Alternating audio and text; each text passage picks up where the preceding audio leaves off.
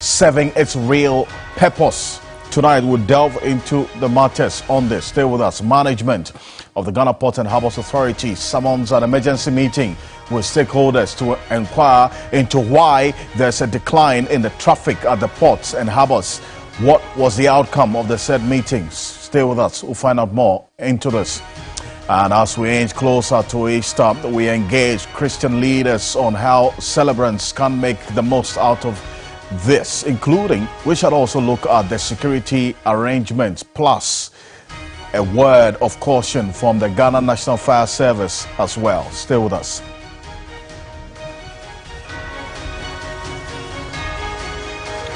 Let's connect on Ghana Tonight. The hashtag on Facebook and Twitter is Ghana Tonight. Let's get talking.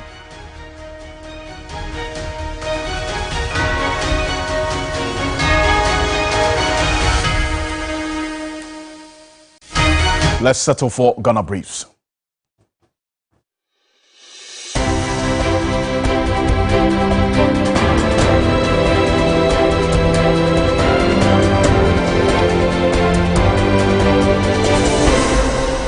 North Tong Member of Parliament Samuel Okudzeto-Ablakwa says the Council of State must come out to state their position on the appointment of 2 out of the 3 individuals appointed to serve as electoral commissioners. According to the legislator, the continuous silence of the Council of State is shocking. The Council of State must speak up. They should let us know if they advised President Akufo-Addo against those appointments. The School Feeding Secretariat is pleading with the striking caterers in the Ashanti region to go back to work as measures are being put in place to ensure payment of the arrears owed them. Public Relations Officer of the Secretariat, Alpha Siba, could however not give any timelines for the payment. We urge them to exercise restraint, to be patient, that very soon all their demands will be met. Concerning the airport adjustment, if you recall, the 2023 budget, I think the Honorable Minister of Finance did mention that the government intended to increase the feeding grant. So we are hoping that very soon we will know the details of it. The Parliamentary Select Committee on Roads and Transport has raised red flags on the implementation of a 1 cedi digital transport fee by the Driver and Vehicle Licensing Authority (DVLA), saying it has not been approved by Parliament. Operators of online ride-hailing services, including Uber, Bolt, and Yango, have since April 1 started charging the fee. But the DVLA has, however, ordered its suspension for further consultation. The governing New Patriotic Party has set Tuesday, April 11, 2023, for nominations to be opened for persons interested in the vacant Komewu seat to pick their forms. Nominations will close on Friday, April 14, 2023. With Sunday, April 23, set to elect a parliamentary candidate for the by-election. The timelines were released after the party's National Executive Committee and National Council meetings on Monday, April 3. Lack of attention to detail in signing up for banking services is blamed for agitations amongst customers over what some say are hidden charges. Chief Executive Officer of the Ghana Association of Banks, John Ewa, says such charges are components of regular terms and conditions of the banking services and cannot be concealed. Bank will not give you a product and hide the charges associated with those products. It's just that people don't really pay attention, and when the charges start coming, that is when then the complaints, you see complaints here and there. But that is not to say that those charges were not, forehand told to the customer. For all the banks, you can go to their website and their fees and charges are quite visible, and you can just go there and check whether this service that you are enjoying comes with a fee or a charge. The city has, in the last 30 days, appreciated by 13.95%, according to experts. Director of Business Operations at Dalek Finance, Joe Jackson, has, however, said the city is benefiting from the weak performance of the dollar and reduced importation. The dollar itself is depreciating globally. Oil prices are falling globally. and then locally demand for dollar is falling. All in all, it means that there's a little bit more dollar available.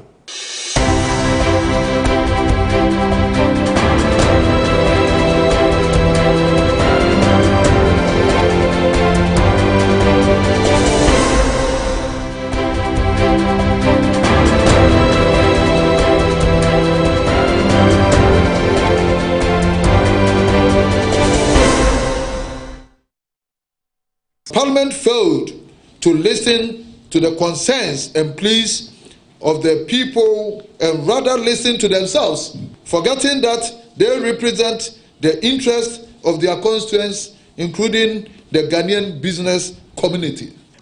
The efforts of the IMF to support our national economy will amount to nothing if it ends up destroying local businesses. Listen to the concerns and pleas of the people and rather listen to themselves, forgetting that they represent the interests of their constituents, including the Ghanaian business community. The efforts of the IMF to support our national economy will amount to nothing if it ends up destroying local businesses.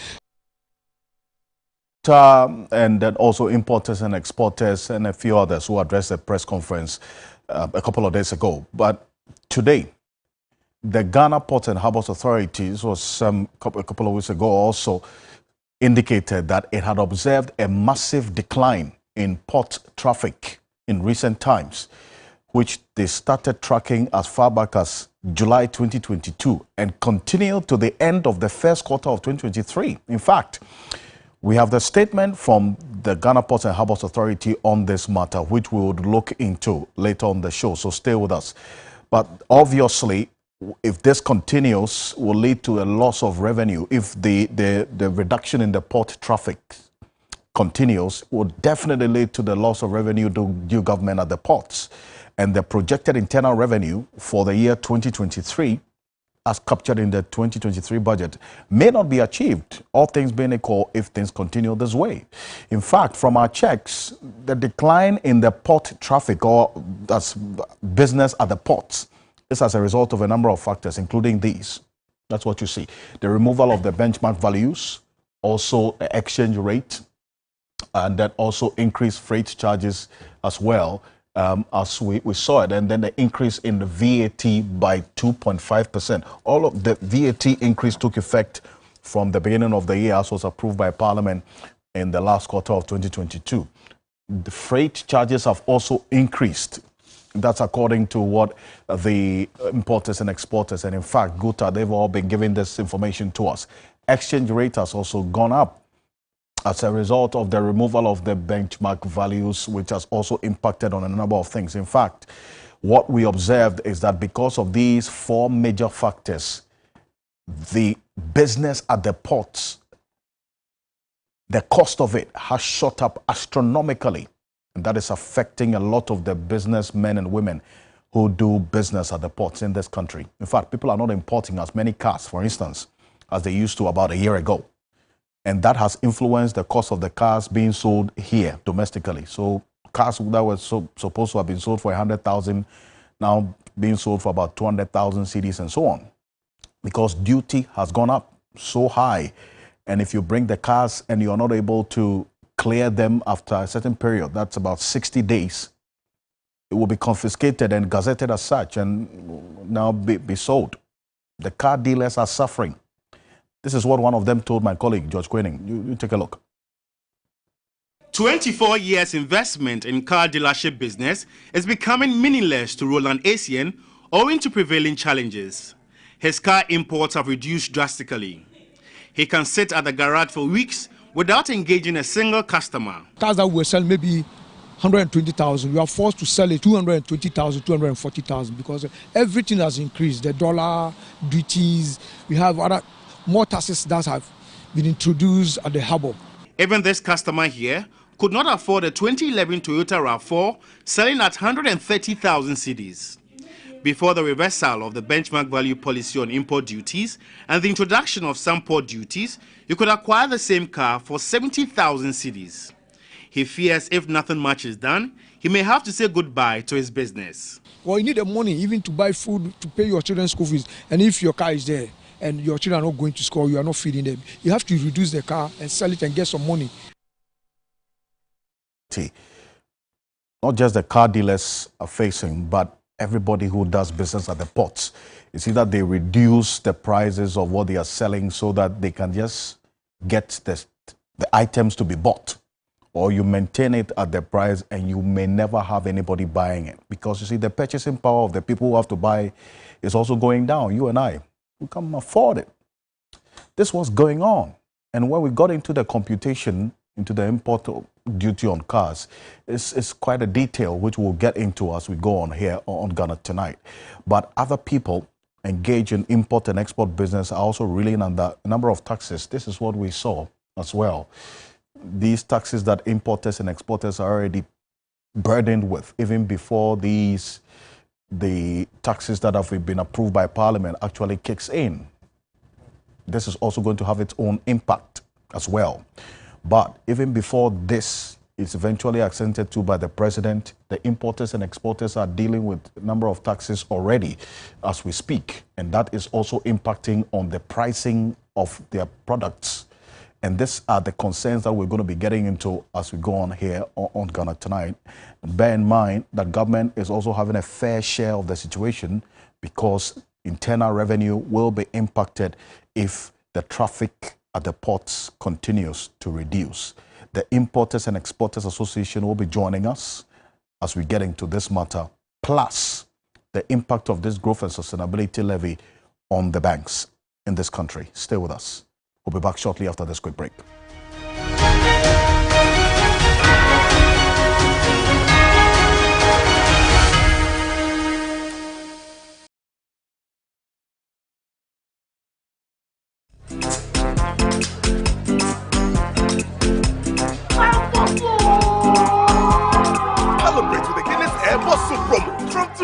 Win your share of over 3 million Ghana cedis worth of prizes whenever you buy a bottle of Guinness, Star, or Origin.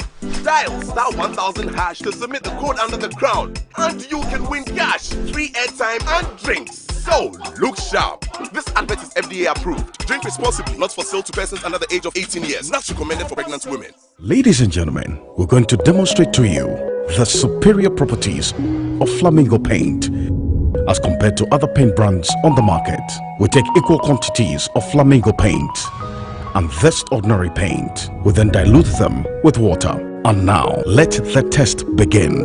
The gentleman on the left is going to apply the ordinary paint, and the gentleman on my right will use the Flamingo Superior paint. As you can clearly see, Flamingo has the obvious better hiding. Furthermore, Flamingo has painted a much larger area. You know, 1 bucket of Flamingo paint is equal to several buckets of any other paint brand on the market. Flamingo paint is made with superior formulation to give superior durability, superior hiding, superior coverage. Flamingo paint, simply superior.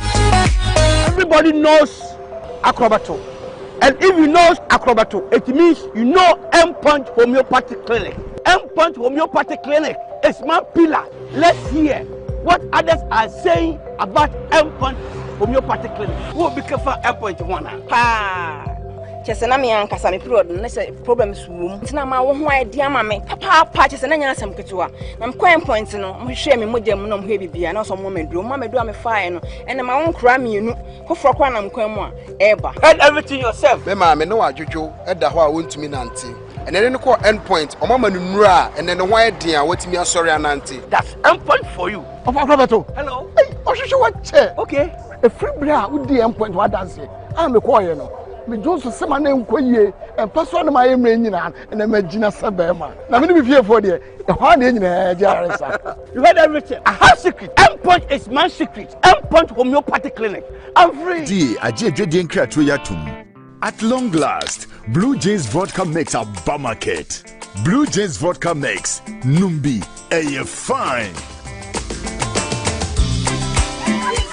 Look, the guys are chilling with Blue Jays Vodka mix. Wow! Numbi a be tasty.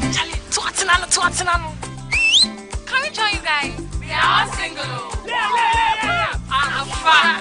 Blue Jays Vodka Mix, and we are dead, and we are ham. Feeling warm. Enjoy the unique taste of Blue Jays Vodka Mix. Blue Jays Vodka Mix, Numbi, fine. Blue Jays Vodka Mix. Blue Jays Vodka Mix. Numuni Nyansem, one ton money power in if you don't watch it. And says up in for no. From the north, south, east, and west, they came. They showed strength, aggression, wit, and above all, the zeal to come out as leaders of the pack. Kumasi brought the strong, Takoradi paraded their brave. Ho came to the party, and Accra showed their power. Getting it onto your toes or your toe. 1, 2. And now, the qualified contestants get to compete for a spot at the final showdown of the Ghana's reality show. Come witness pure strength and resilience from the selected contestants as they compete in the final eliminator round. Saturday, the 8th of April, 2023, at exactly 8 a.m. prompt. Venue is at the Achimota Retail Center. Witness the might of Ghana's strongest. Ghana's strongest, the power. Ghana's strongest is powered by Deluxy acrylic paint.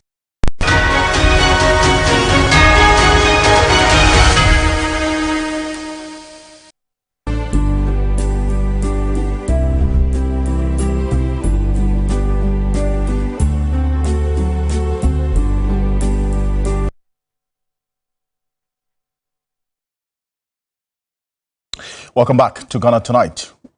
Management of the Ghana Ports and Harbours Authority, GPHA, they called for a meeting with stakeholders to understand the fall of traffic, that is, the volume of business at the various ports of entry in the country. Now, the letter, we have a copy of, dated March 27, 2023. We'll put it on the screen right now, signed by the Director General of the GPHA, Michael Luguje, and copied to stakeholders in the port space. I'm talking about the likes of the Importers and Exporters, the Freight Forwarders Association of Ghana, and many others, and the Customs Division of Ghana Revenue Authority, and so on. They said that letter you're saying said, quote, the phenomenon according to the data, that is the reduction in the traffic at the ports, started as far back as June, July 2022. And continue through to the end of the first quarter of 2023 without any sign of improvement. That's critical. The emphasis on the fact that they have not seen any sign of improvement, as in the increase in the business at the ports as we speak. And as I showed you earlier, from what we gathered from the various stakeholders who do business at the ports, this reduction is mainly as a result of the benchmark values that were removed, and then also the increase in the the exchange rate. And then also we've seen now, from how things are playing out, the import duty that has also gone up. These are the 4 major factors that we identified, plus the taxes, a number of them that especially importers and exporters have to deal with. Now, this is what the Ghana Union of Trade Association, GOTA, indicated earlier. That was after they met the GPHA, and then also raised concerns about the approval of the 3 new revenue bills by Parliament last Friday. Dr. Joseph Obeng is president of GOTA. Parliament failed to listen to the concerns and pleas of the people and rather listen to themselves, forgetting that they represent the interests of their constituents, including the Ghanaian business community. The efforts of the IMF to support our national economy will amount to nothing if it ends up destroying local business. To the concerns and pleas of the people and rather listen to themselves, forgetting that they represent the interests of their constituents, including the Ghanaian business community. The efforts of the IMF to support our national economy will amount to nothing if it ends up destroying local businesses.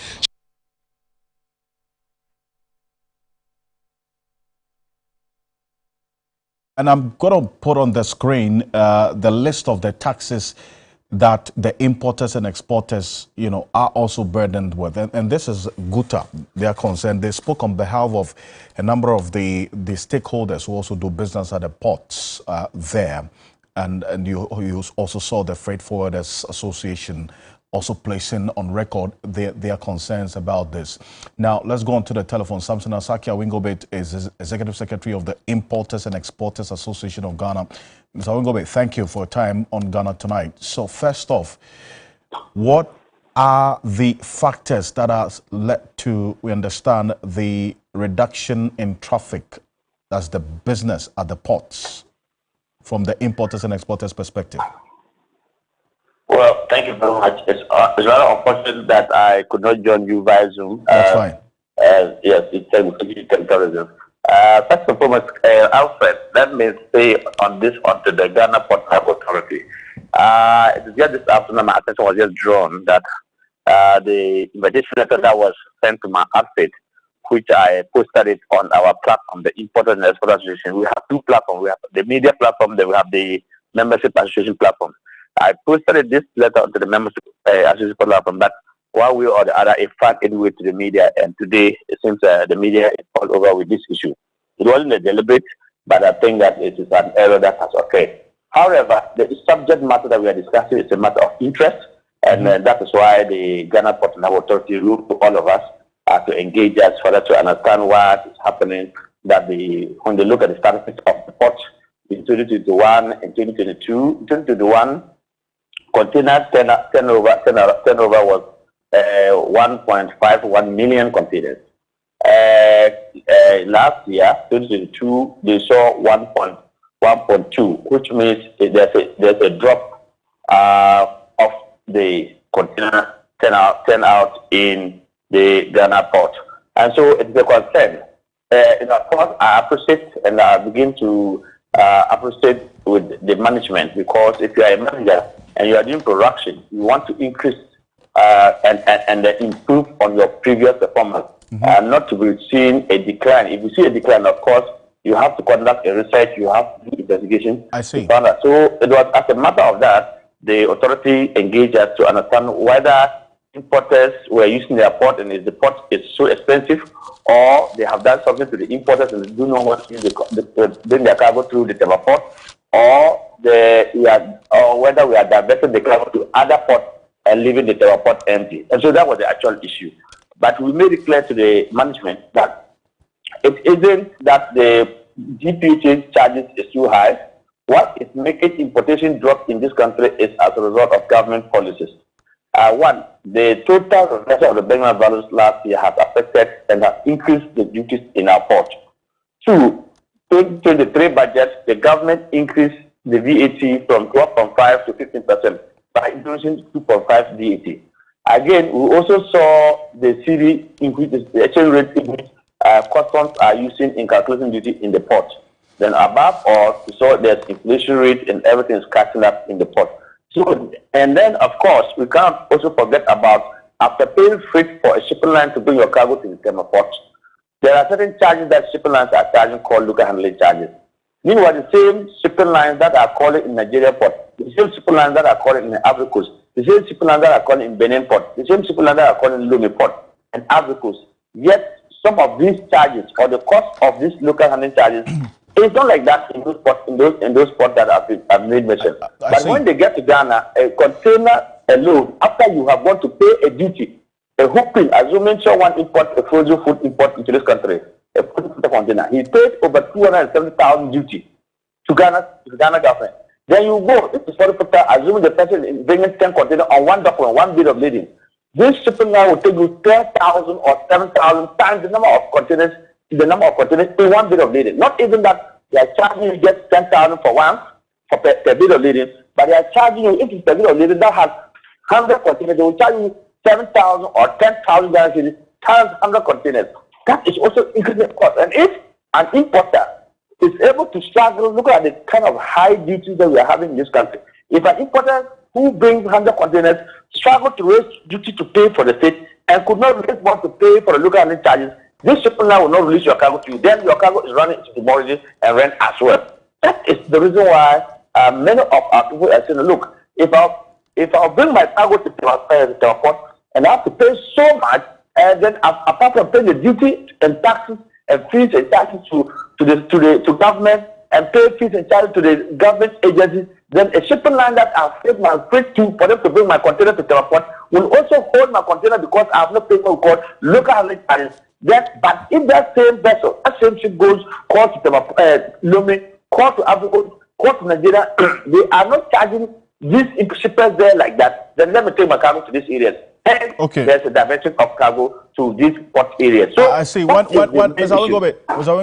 on a bit for me. Yes. When you outlined the issues to them this way, the Ports and Harbours Authority officials, what did they say they are willing to do to ensure that traffic or business at the port picks up, so government also gets revenue, and then we are also able to buy what you are bringing in at a reasonable price?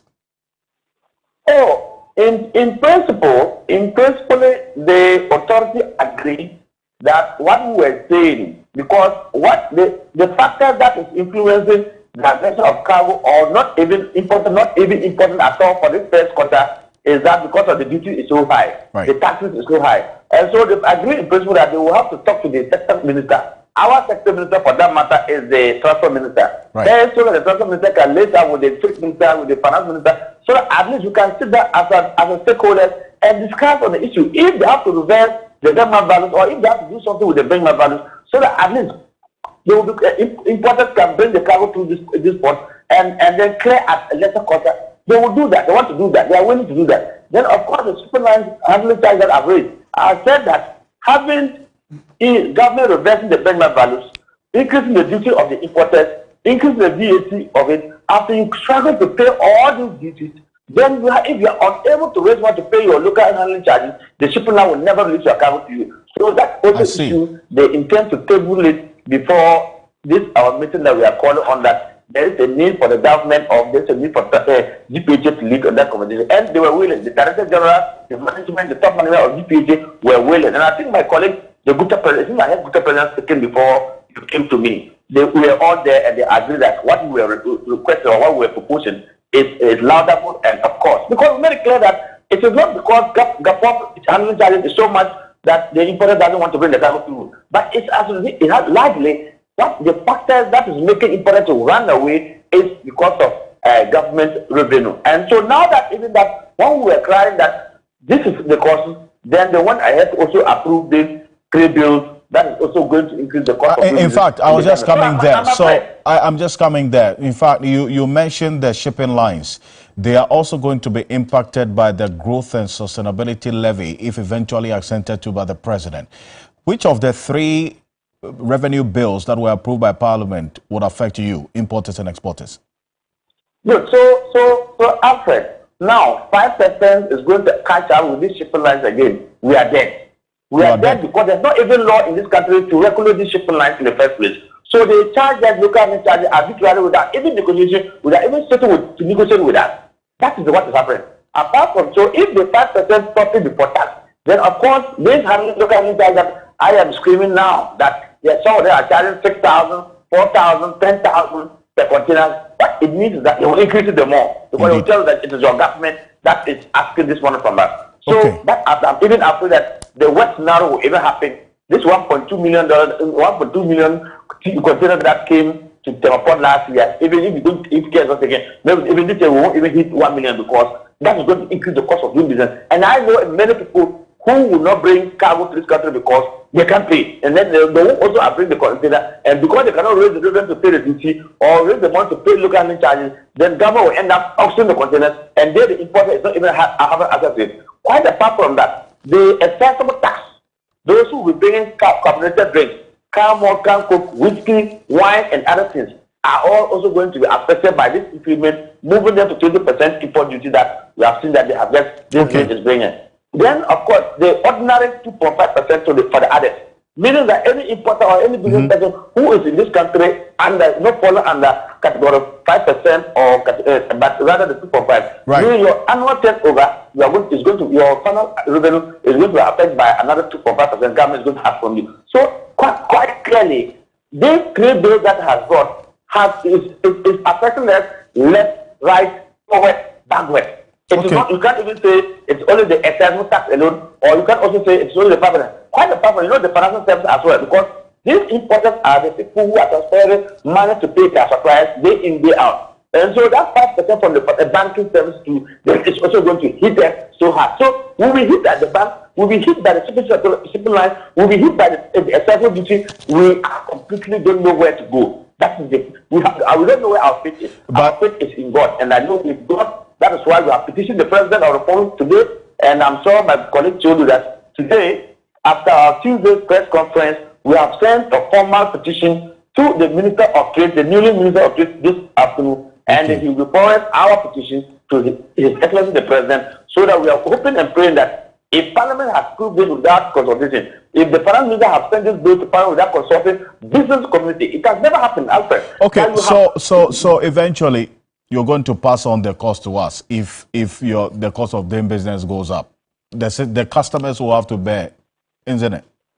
I'm even afraid that even there will be shortage of goods, because right now, maybe from now to June or July, if what the numbers that we are seeing, I mean, I'm sure you saw an empty video about a month ago about Golden Jubilee.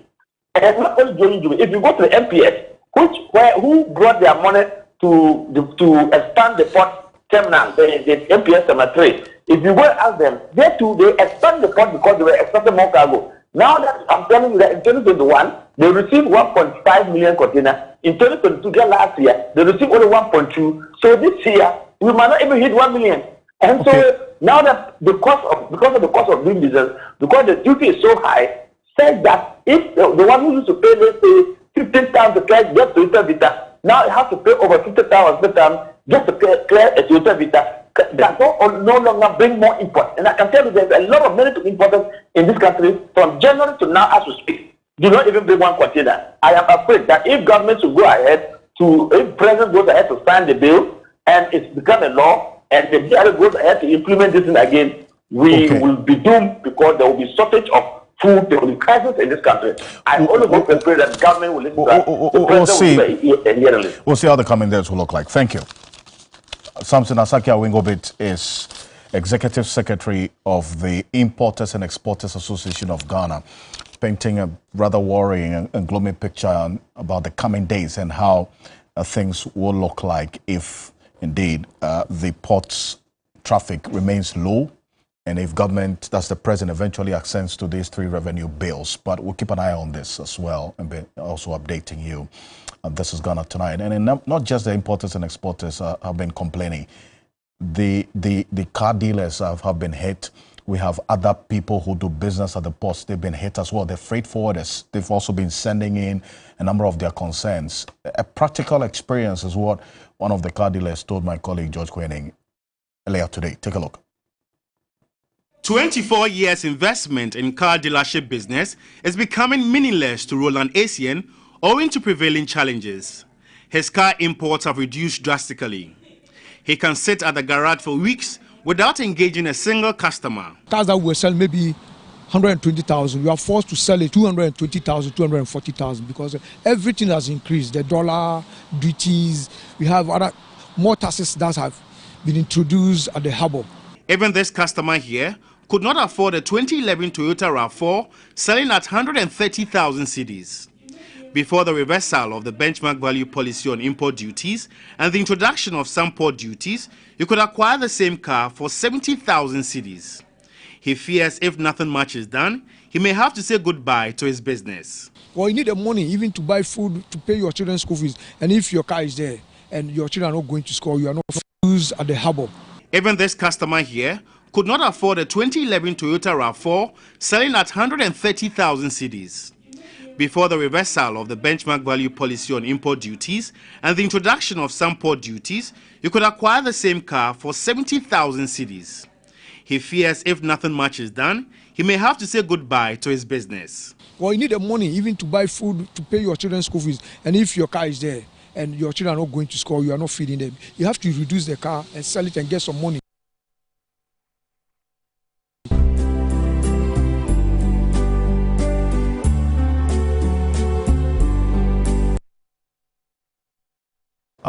Well, that's very worrying reality that a number of these businessmen and women are confronted with. And bear in mind that, look, if things continue this way, have no choice to stay in business, they pass on the cost to us. You and I also don't have enough money in our pockets to be able to afford that. And the cost of living goes up. The cost of doing business goes up.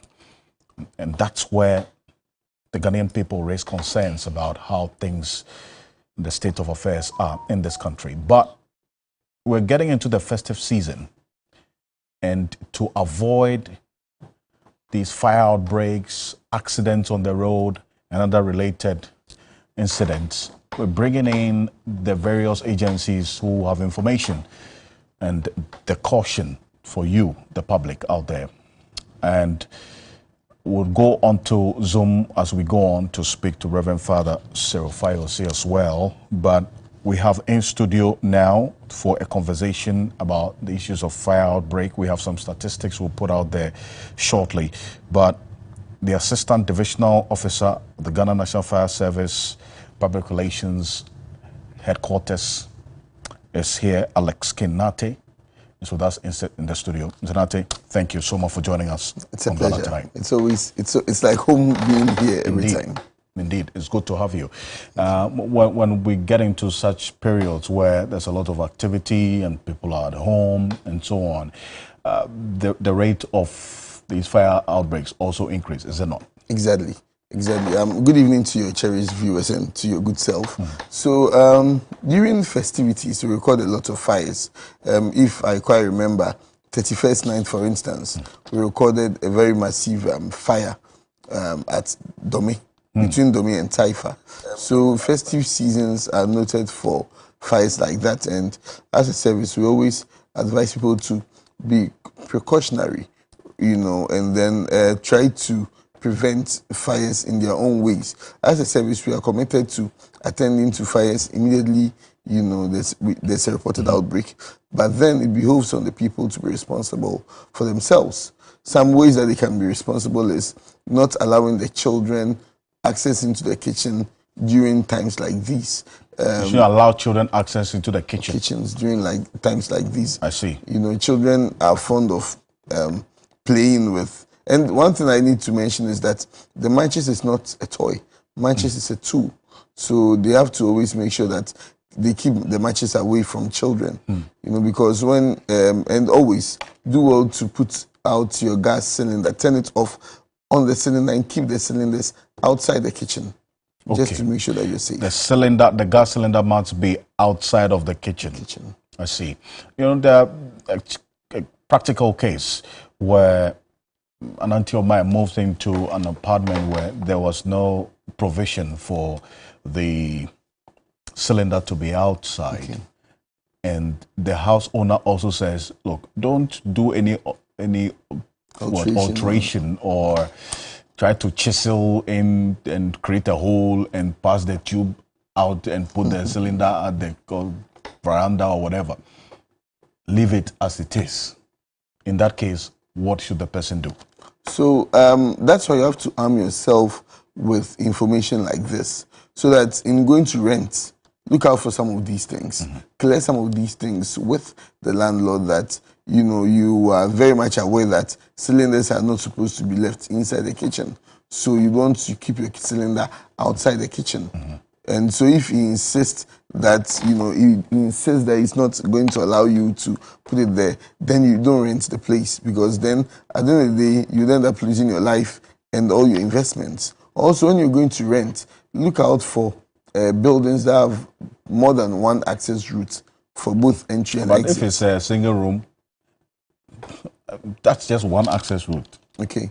In that instance, what? Okay, so if it's a single room and if it's even just one access route, make sure that so make sure that you don't block you don't block ways.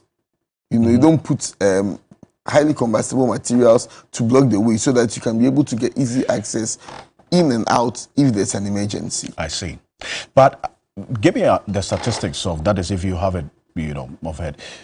The number of fire outbreaks between January and at least the first quarter. The first quarter, off the top of my head, I know we've recorded over 1,000 fires. 1,000 fire outbreaks. Over 1,000 fires. Over 1,000 fires. From January to March. From January to March. And which region has recorded the highest? I don't have that statistics here, but I know Ashanti region, Greater Accra, Tema are the three leading Ashanti regions. Greater Accra and Tema region. The security agencies, you also classify Tema as a region. As a region on its own, you know. So we've intensified our safety campaign.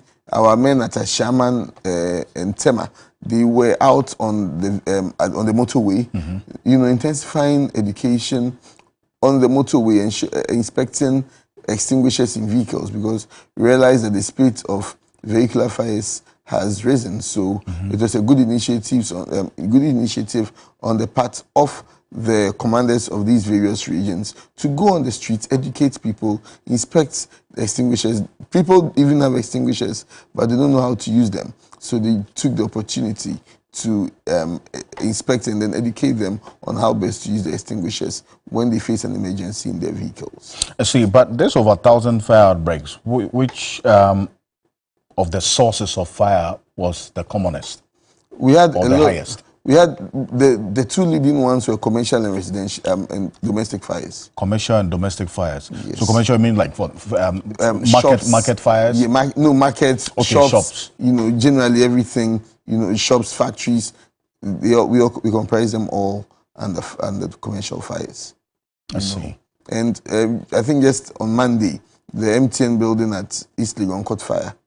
Okay. You know, and this is just one. And as we were getting to American House. Getting to American House. I but see. The good thing is our men were able to contain the fire to just the middle portions of the middle parts of the building. So we were able to ensure that the fire didn't spread to the upper floor and then the ground floor. That office is also at the down floor of I think a 3-story. Yes. So which has a hotel somewhere. No, the hotel was on the side, but the other they have side. a church at the top, and then a studio in the middle. So the studio was caught fire. So due to the rapid intervention of our men, we were able to contain the fire to just the middle part to ensure that it doesn't spread to the MTN and the other adjoining. Mind you, the other shops had wine and alcoholic beverages, which are very highly combustible, which could have, you know, done a great deal of danger. But our men were able to contain the fire. So this is just, as we were there were fires at Kwabinya. There was a fire at Dansuman last stop at that same time. You see, while you were fighting the fire at East Legon, yes, there was another fire break at Kwabinya. And there was another at East Dansuman last stop. Dansuma. We had one in somewhere in Tema, all at the same time. So fires do not rest. I see. So when it happened this way, when the fire outbreak at East Legon, which fire station attended to it? Legon. The Legon fire station. And then Medina went to augment their efforts. And Medina went to augment. Yes. So how about the one at Kwabenya? Which fire station responded? So that's the painful part. Adenta had to respond to that one. Adenta had a fire tender had to drive all the way from Adenta to Kwabenya. By the time you get there, the fire would have destroyed.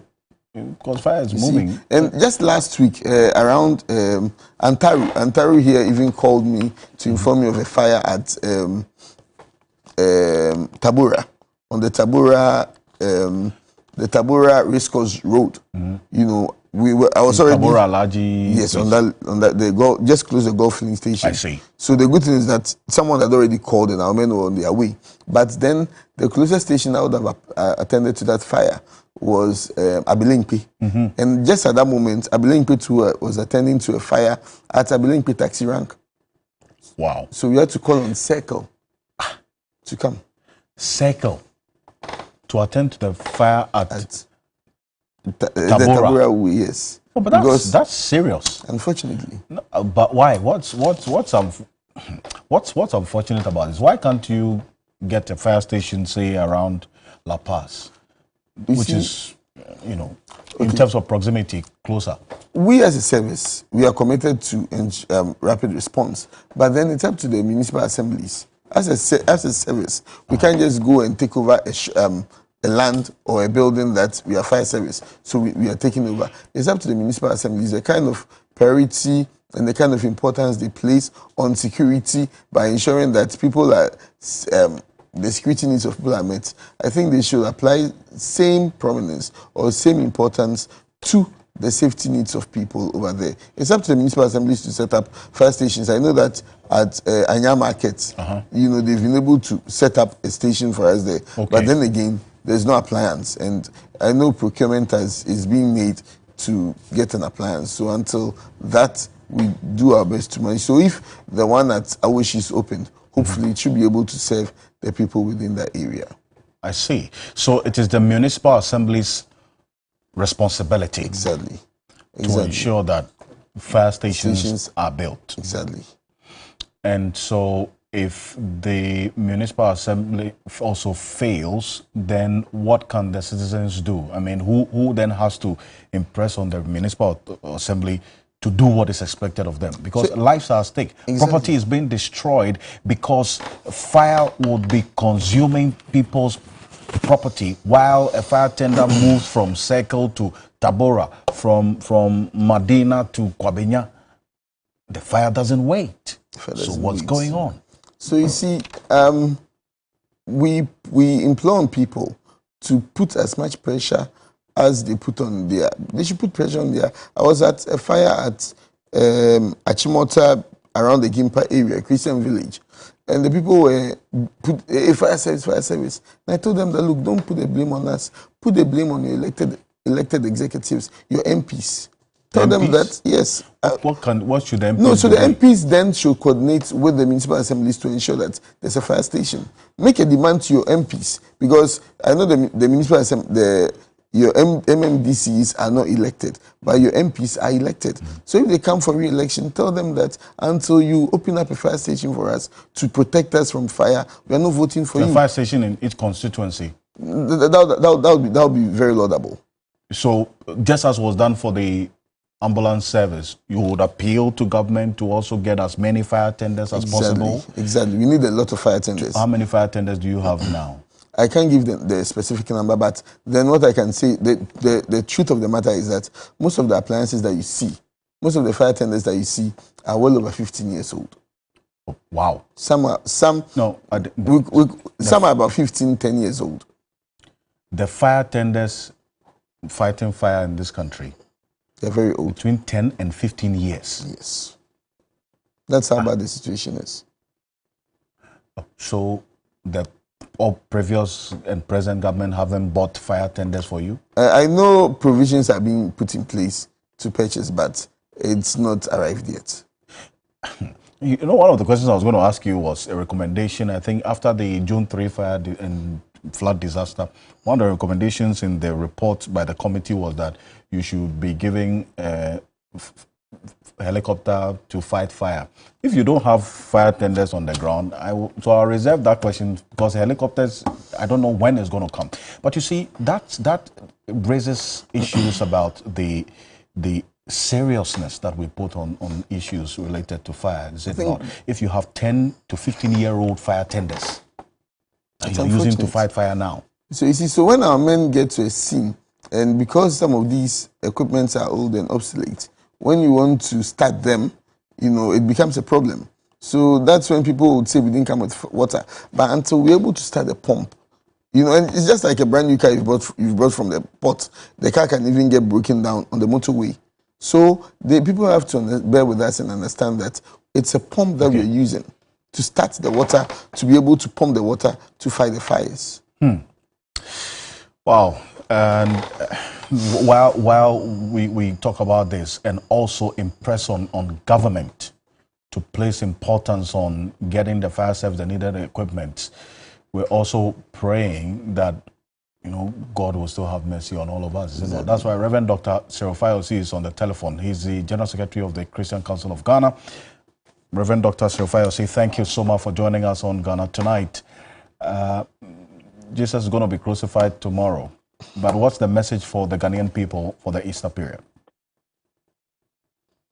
Good evening to your listeners and good evening to your viewers as well. Easter is about peace and reconciliation. And for peace and reconciliation to occur, God, who was righteous, who is right, is trying to reconcile, is trying to make peace with the world. And for him to do that, he had to give his own son, his only begotten son, and he had to forgive our sinners. So the message I have for Ghanaians is that we must make this time a time for peace and reconciliation.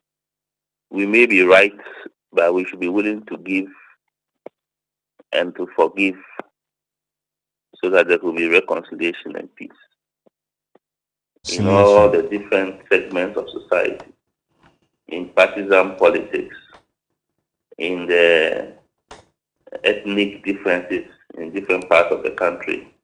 We must be willing to forgive and give of ourselves so that there will be peace and reconciliation in our country.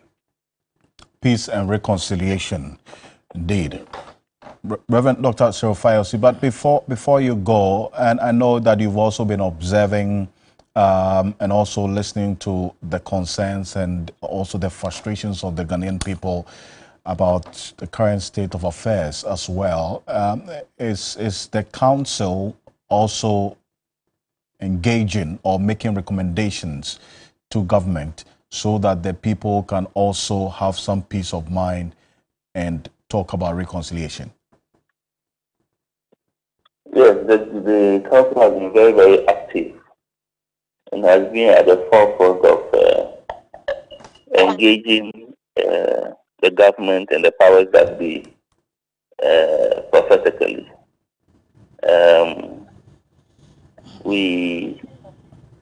We made our concerns known to the government when it came to the e-levy, the imposition of the e-levy tax on Ghanaians. Initially, it was a bit high, and with our intervention, I think it came down slightly, and it had come down even further. The domestic debt exchange too. Again, we had some engagements with government about it, and we believe that our engagement led to some results that we saw in the implementation of that program. So yes, we are engaging government as much as we could. The situation is not pleasant for anyone. So if the situation becomes better, we all become better. Indeed. Reverend Dr. Serofiosi, thank you so much for connecting with us, and a happy Easter to you. Thank you, and a happy return. Great.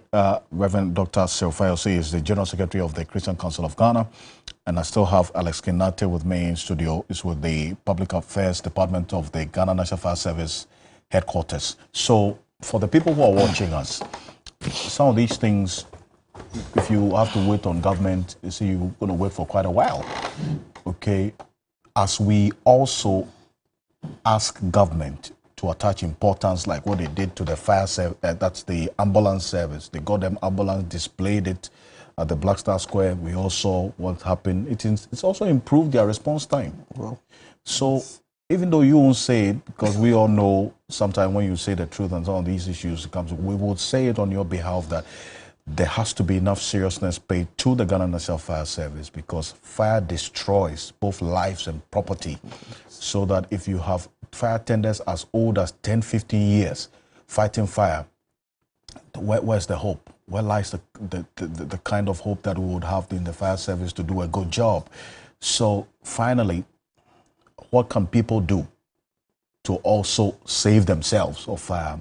And if there's a fire outbreak, what should be the first response from the citizens?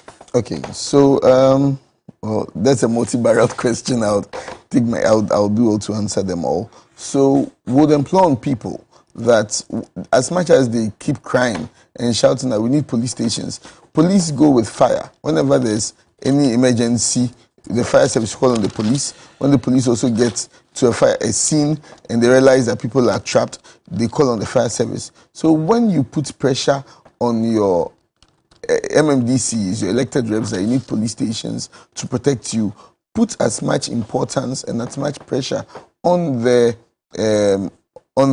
that you need fire stations also. We have, let me point this out. The whole of East Legon, Ajengano, School Junction, Lakeside, there's no single fire station there.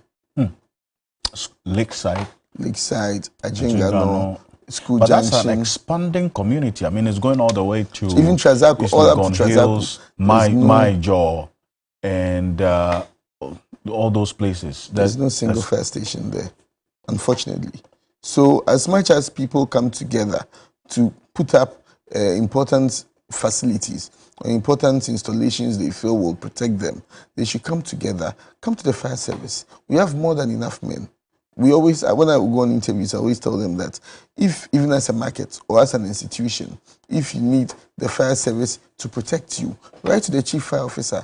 Men will be allocated to your facility to be as a fire post. There was last week, again, there was fire at Malam.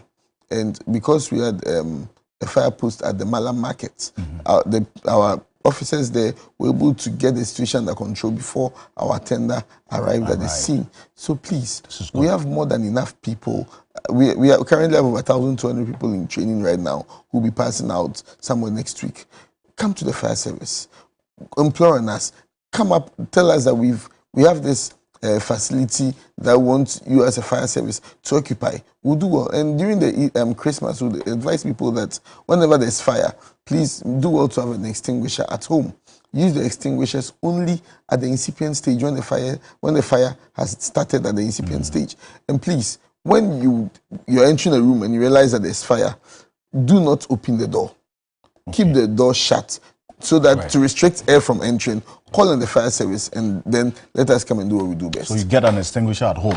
I get an extinguisher. What are the numbers that they can call you on? So our dedicated numbers are 192 and 112. 192 and 112. But then the other numbers that we have, in case you call and those lines are busy, you can call us on 0302 772 446. And that's a number I can put to the test that you can call at any time and you'll be guaranteed. You can also call 0291 702 094.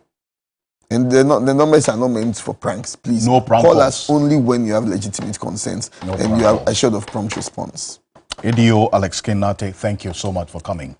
And a happy Easter to you. Wish you well. On behalf of the rest of the team, thank you so much for staying with us. Enjoy your Easter break. We're back for Ghana Tonight on Tuesday. So have a great long weekend. I am Alfred Ocansey. Good night.